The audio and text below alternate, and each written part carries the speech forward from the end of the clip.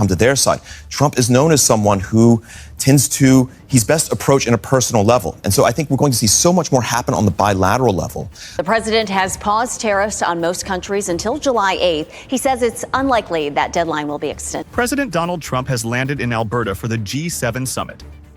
But this isn't just another round of photo ops and diplomatic niceties. This time, Trump arrives with a warning. Trade terms will no longer be negotiated. They'll be delivered. No joint statement. No collective vision. And no illusions about what's at stake. From tariffs and global supply chains to stalled nuclear talks, the G7 has become a stage. And Trump is stepping into it not as a participant, but as the one setting the rules.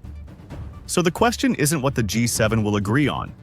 It's whether anyone can push back, or whether Trump gets to define the future alone. But with tariff uncertainty looming over the global economy, most experts are not predicting any major breakthroughs at the G7. It's the prospect of a unified approach to any of these issues has already been thrown out the window because Canada has already said there's not going to be a joint statement at the end of this. This year's G7 won't end with a joint statement. Canada, the host nation, made that clear even before the summit began. It's not the first time this has happened. Back in 2019, the same decision was made, also under Trump. And in 2025, the reasoning is similar. There's little hope of unified messaging. Instead of collective declarations, the summit will be defined by bilateral negotiations, with each country attempting to steer Trump's attention to its own concerns. But Trump's message is already out. He's not looking for compromise. He's offering each country what he calls their best rate and expects a yes or no by July 8th. Trade, not diplomacy, is taking center stage. Trump has warned that if new bilateral deals aren't reached soon, he will impose unilateral tariffs across the board. The current pause on tariffs is set to expire on July 8th.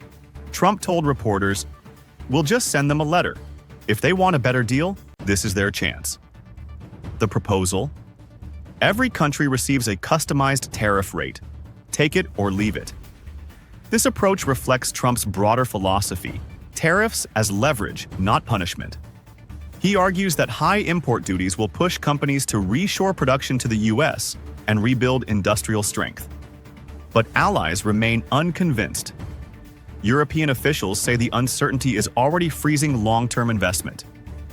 Japanese automakers have warned that constant tariff threats make it difficult to plan production cycles. Even within the U.S., business groups are voicing concern. The National Retail Federation, in a June 12th press release, said that sudden changes to tariff rates could raise prices for American consumers, particularly on electronics and home appliances. Meanwhile, several G7 partners are exploring limited workarounds.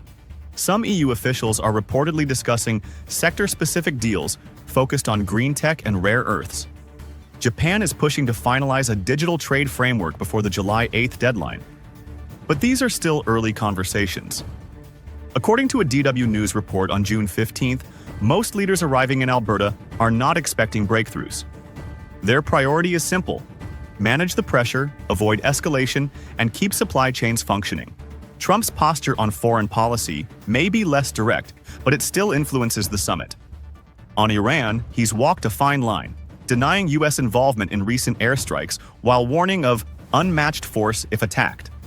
He had previously said a nuclear deal with Iran was close, but since the escalation, that optimism has faded. Talks scheduled for June 15th in Oman were canceled by Iran. On Ukraine, Trump has stayed vague.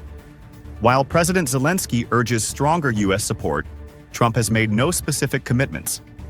Still, leaders know these geopolitical flashpoints are tied to economic outcomes, from energy markets to defense spending.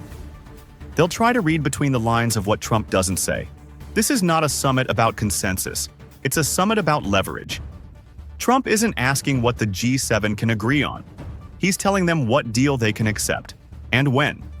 And for the rest of the world, that leaves two options: take the deal or prepare for what comes next.